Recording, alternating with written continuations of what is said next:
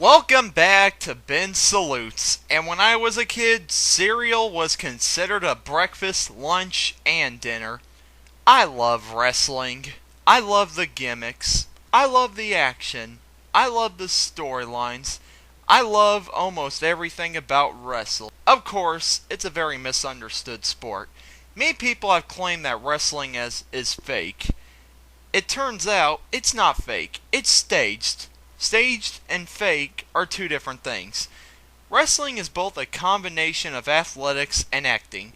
To be a great wrestler, you have to be both good at acting and be good at action, which is truly talented.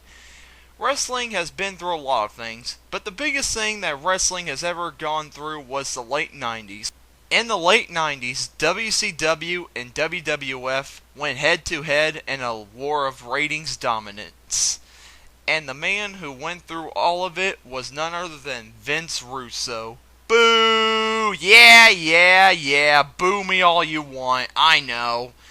For those of you wondering why I'm receiving such a cold reception for doing a salute on this one person, it's because wrestling fans hate this guy's guts. That's right, he is the single most hated non-wrestler in the history of wrestling. And so, why am I saluting a man who's supposedly more hated than Hitler? Well, let me tell you a story. He started out as a writer for WWF magazine. In 1996, with WCW slaughtering WWF in the ratings, Russo was hired as writer for WWF. In 1996, WWF started to introduce some edgy gimmicks and storylines. However, it wasn't until 1997 when Vince was promoted to head of creative team and really turned WWF into an edgy direction, and the storylines got more and more controversial in the passing months, and more people started to turn from WCW programming and started watching to see what WWF was doing. With this tenure, Vince Russo introduced some of the biggest wrestlers of all time, such as Stone Cold Steve Austin, The Rock, Mankind, and DX. WWF programming started to become a distant from traditional wrestling. Babyfaces went from Boy Scout Superman to anarchic anti-heroes. Matches went from slow and boring to fast and thrilling, and surprise after surprise happened almost all the time. This marked the start of the Attitude Era. It was a great time to be a wrestling fan. At this time, the Monday Night Wars were starting to really heat up, as WWF showed that they weren't going down without a fight, and WCW wasn't going to lose its fans to a family-owned mainstream joke of a wrestling company. As hard as WCW tried, they were no match for WWF's new Attitude programming, with WWF eventually gaining the upper ground in ratings. See, people? This is when companies gave a dang. This is when competition was, well, competition. Anyway, with WWF gaining the upper ground in late 1999, Vince Russo decided to leave WWF and go over to WCW. According to Russo himself, he left because he felt he took WWF as high as it could go, and he couldn't take it any farther. Anyway, Vince Russo and Ed Ferrara took their ideas and went over to WCW in October of 1999, turning Nitro and Thunder into Raw and SmackDown clones, respectively, introducing edgy storylines and gimmicks, backstage vignettes, more lengthy non-wrestling segments, and more violence and sexuality. We'll talk more about what he did in WCW later, but let's skip ahead to when he got suspended. In January of 2000, WCW was showing signs of improving, but WCW management felt it wasn't working, so Russo and Ferrara were suspended, replaced, and WCW went back to where it started before Russo came along. If only WCW had patience. Patience! Anyway, Russo didn't come back until April of 2000. By this time, he came back with Eric Bischoff, the former head of WCW, who was responsible for making WCW a threat to WWF in the first place. This is good, right? Two of the best minds in wrestling come together. This should be good, right? Well, they introduced the New Blood storyline, which were a group of young wrestlers who were fighting the veterans of wrestling in order to get to the top. Well, it didn't work out, and the storyline faded away, never having an official ending. One decision that caused Eric Bischoff to leave WCW, again, which left Vince Russo in charge. And he stayed there from January to October 2000. He left in October because he suffered a concussion and had to sit on the sideline as WCW went out of business in March 2001. He's now a head writer for TNA Wrestling, and he's been with the company since it was first created in 2002. Okay, now you know the story of this man. Let's get into the reason why every single wrestling fan hates Vince Russo killed WCW. Alright, now how in the living heck could he have killed Sweet Marianne Moore? Looks like I've got some explaining to do. First off, WCW showed signs of dying before Russo even got there. It was really a madhouse before Vince even thought about going there. So, when he got there, believe it or not, he actually caused an increase in ratings. Yeah, the man who supposedly decreases ratings actually increased them.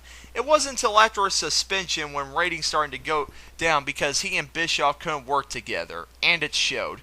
People say Russo's booking, gimmicks, and storylines are what killed WCW. They actually helped gain ratings for the most part, and a lot of them weren't as bad as people say, and we'll get to them later. Also, saying Russo was the sole reason WCW went over is like saying Walt Disney is the sole reason the Disney company became famous. Russo had nothing to do with AOL buying Time Warner and selling WCW to Vince McMahon. That was the main thing that killed it. So it's not just Russo's fault. WCW was doomed to fail when too many people started to want a piece of the pie. So, there. And now, for the moment you've all been waiting for, what many claim is the single biggest event that killed WCW.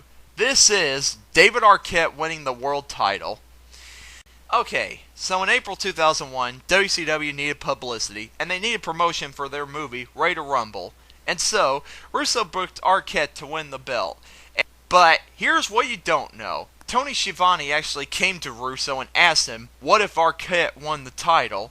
Russo didn't like it at first, but everybody in the building said he should do it, and so that's exactly what happened. Now, I'm not for putting belts on non-wrestlers, but the way he won it could be considered a fluke. He pinned Eric Bischoff, not an actual wrestler. He wasn't the legal man. Jeff Jarrett had DDP pinned at the same time, and the ref who made the pin wasn't the official ref. So, it's debatable that Arquette didn't technically win the title. It was just given to him by mistake. See? That's what I like about Russo. When he writes ways for wrestlers to win belts, he writes in a way where they can win in the most ridiculous way possible, without them even trying. And by the way, I'd rather see Arquette with the world title any days than this, and this. Bottom line, Russo didn't kill WCW. He tried to save it with the tactics he used in WWF. And if he was never suspended in January 2000, maybe WCW would still be around to this day. It's debatable, and it's possible. What a lot of wrestling fans don't understand is, back during the Monday Night Wars, it wasn't about seeing which wrestler could hold another wrestler in a hold the longest. It was about entertaining the fans, and battling for ratings dominance. They weren't going to win fans by having two guys have a 2-hour hold fest. They were going to win fans by fans with talented wrestlers, great storylines, crash course chaos, and they were going to go to any lengths to win the fans over. And that's what the Monday Night Wars were all about. Okay, I think I've done enough defending. I think I should now talk about why I love this man so much, and why I'll receive lots of hate mail. What I love about Russo is, he puts on wrestling products that I want to see. I want to see lots of matches. I want to see lots of backstage interviews, lots of vignettes, lots of promos, lots of violence, lots of storylines, and I want to see the young guys getting pushed. Every single wrestler being used in a wide variety of matches. I don't care if it's Pinata on a pole, Viagra on a pole, Judy Bagwell on a forklift, or straitjacket matches. I want to see variety, and Russo gives it to me.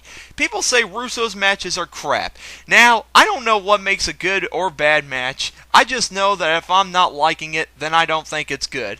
But a lot of the matches I've seen from the Russo era in WCW haven't been so terrible that I got bored and stopped watching. Does he make mistakes? Of course. Nobody's perfect. There are a few things he's done that I didn't care for, but I've seen a lot worse. People hate Russo's style of running a show. They claim too much crap is going on. Well, that's what I like. It's called Crash TV. I like when there's more than one thing going on. It's exciting, and it keeps me interested and wanting more. I'm also in suspense because I don't know what's going to happen next. That's what I like. People say Russo is only good when he has a filter above him to tell him good ideas and bad ideas. I call bull on that. Russo is better when he's by himself because he can push who he wants to push, do it how he wants to do it, and nobody can say otherwise. In my opinion, the stuff Russo did in WCW is more entertaining than the stuff he wrote in WWF. In WWF, Vince McMahon blocked a lot of Russo's ideas, and when Russo worked with Bischoff in WCW, a lot of the stuff was confusing because Bischoff was blocking a lot of Russo's ideas. But when Russo was by himself in WCW, he could do a lot more, so that settles it. People say Russo shortens wrestling careers with stuff he makes them do. I said it before, and I'll say it again. It's wrestling. People get hurt all the time. What were you expecting? Cake and ice cream? Now, I want to take some time to salute a lot of good gimmicks that Vince Russo gave to us in WCW.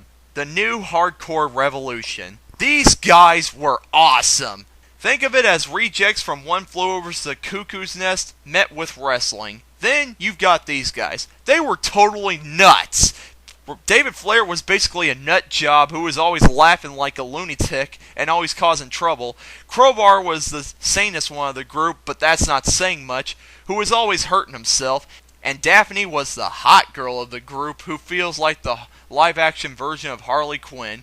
She's so awesome, even her scream isn't annoying. These guys may have lacked in wrestling skills, well, mostly David, but they made up for it with their crazy personalities and hilarious presence. If I can give you one reason to watch WCW from late 1999 to 2000, it's because of these guys. Screamin' Norman Smiley. Norman Smiley started out early in WCW as a jobber, but when Vince Russo came along, he gave Norman his true persona. Screamin' Norman Smiley was a gimmick where Norman would be entered in the WCW Hardcore division most of the time. He gets the crap beaten out of him, and he screams when he's getting hurt. It's a riot! You wouldn't believe that this guy is able to win the WCW Hardcore Championship 2 times, which leads us to the next thing to salute. The WCW Hardcore Division. Vince Russo also gave us the WCW Hardcore Division, which means that we would have chaotic matches that go all over the arena as wrestlers battle for the hardcore belt. It was friggin' awesome! Queewee. Oh, Queewee. 3 Count. The ultimate parody. 3 Count was a parody of pop boy bands at the time, and their gimmick isn't as annoying as you may think. They were very stuck up and snobbish like a lot of boy bands, and they were very horrible singers. So horrible that when their singing was interrupted, the announcers got up and cheered. Anyway, these guys were also very awesome wrestlers. Not to mention, their theme song is addicting. I'll have a link for it in the description box. Listen to it at your own risk. Heck, even when Tank Abbott, one of the most dangerous wrestlers of all time, became their bodyguard, it was so entertaining in a stupid way. It was so stupid, words cannot describe it. But it was so stupid, it was funny. And that's what Russo's good at. Making ideas that are so stupid you can't help but to enjoy them. Pushing Jeff Jarrett and Booker T. Russo helped push 2 of my favorite wrestlers, Booker T and Jeff Jarrett, to the main event. Jeff Jarrett's Chosen One gimmick was the most entertaining gimmick I've ever seen Jeff do. Him going around hitting people with an acoustic guitar and calling them slap nuts is pure gold. Booker T also finally deserved a title after that horrible G.I. Bro gimmick. Not much else to say other than I'm all for pushing the young guys. I could go on about a few more gimmicks Vince Russo made that I could address, but it's too much to cover because he made a lot. So, I'm a fan of Vince Russo's style of programming a wrestling program, and I really don't see why so many people seem to hate his guts. Well, I can, but why can't people just let bygones be bygones? WCW is gone, and it's a shame, but we can't honestly blame this one man who gave us so much on the death of a billion-dollar wrestling company.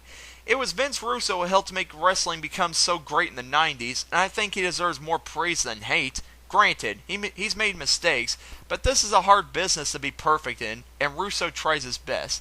Plus, he's still in the business today. He's currently working for TNA as head writer. And the reason why I love him so much was there was a period from August 2009 to December 2009. TNA Impact was the most entertaining I've ever seen it. There was lots of matches going on, young guys were getting pushed, and great storylines were happening. And it was all thanks to Vince Russo, because he was the head of creative team during that period, and he didn't have anybody breathing down his neck telling him what to do. It was going great. Until Hulk Hogan and Eric Bischoff came around and screwed it all up. That's the wacky world of wrestling for you. I'm Ben, and I'm signing out. I'm gonna go write WCW the Musical.